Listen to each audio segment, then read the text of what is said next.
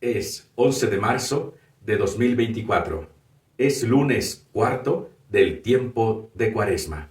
La palabra de Dios que meditamos hoy es tomada del Evangelio según San Juan, en su capítulo 4, versículos 43 al 54. En aquel tiempo Jesús salió de Samaria y se fue a Galilea. Jesús mismo había declarado que a ningún profeta se le honra en su propia patria. Cuando llegó, los galileos lo recibieron bien, porque habían visto todo lo que él había hecho en Jerusalén durante la fiesta, pues también ellos habían estado allí. Volvió entonces a Caná de Galilea, donde había convertido el agua en vino. Había allí un funcionario real que tenía un hijo enfermo en Cafarnaúm. Al oír que Jesús había venido de Judea a Galilea, fue a verlo y le rogó que fuera a curar a su hijo, que se estaba muriendo. Jesús le dijo: si no ven ustedes signos y prodigios, no creen. Pero el funcionario del rey insistió: Señor, ven antes de que mi muchachito muera. Jesús le contestó: vete, tu hijo ya está sano. Aquel hombre creyó en la palabra de Jesús y se puso en camino.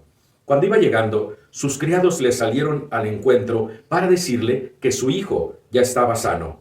Él les preguntó a qué hora había empezado la mejoría. Le contestaron: ayer, a la 1 de la tarde se le quitó la fiebre.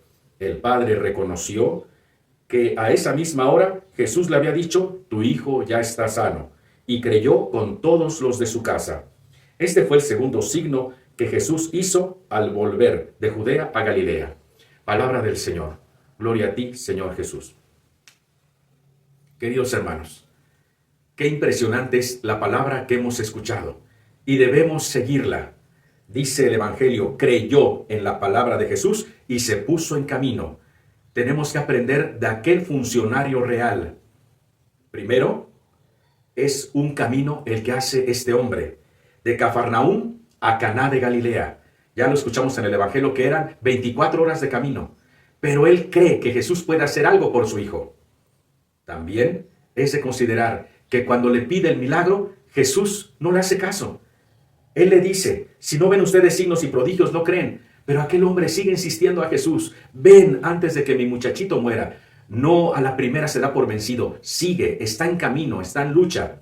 Y Jesús todavía le hace una prueba más, porque aquel funcionario real, aquel que tenía cierto prestigio, cierto poder, había pensado que Jesús vaya a mi casa. Pero Jesús le dice: no, vete, tu hijo ya está sano. No va a ser como tú quieras, va a ser como yo te diga. Y aquel hombre con humildad, con sencillez, cree y hace el camino de regreso.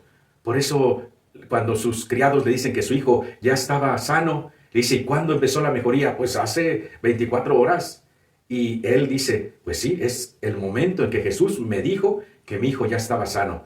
Y aquí viene algo muy hermoso. No solamente creyó en él, este funcionario real, sino toda su familia cree en Jesús. Se convirtió junto con los de su casa. Es un camino de fe que se transmite a sus seres queridos. Y también hay un sesgo muy hermoso de humildad. ¿Cómo empieza el Evangelio? Un funcionario real. ¿Y cómo termina el Evangelio? El Padre reconoció que a esa misma hora Jesús le había dicho: tu hijo ya está sano. El Padre. Jesús hace el milagro, pero no porque sea un funcionario real, sino porque es un padre de familia. Jesús ve la riqueza de la familia. Hoy podemos aprender en este tiempo de Cuaresma estas perspectivas del Evangelio. Uno, la fe nos pone en camino, en movimiento.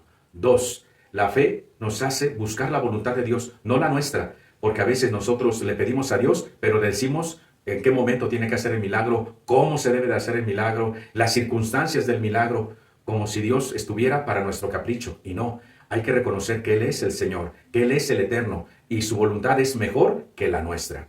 También debemos de considerar que la fe se tiene que transmitir a los demás. Creyó él y su familia. Hoy también date ese tiempo para transmitir la fe a tu esposo, a tu esposa, a tus hijos, a tus nietos, porque la fe se tiene que vivir en familia, que es la iglesia doméstica, que es el lugar donde Cristo quiere habitar en medio de nosotros. ¡Qué lección tan bella! Recibo un saludo tu servidor, Padre Luis Martínez, y la bendición de Dios Todopoderoso, Padre, Hijo y Espíritu Santo, descienda sobre ustedes y les acompañe siempre.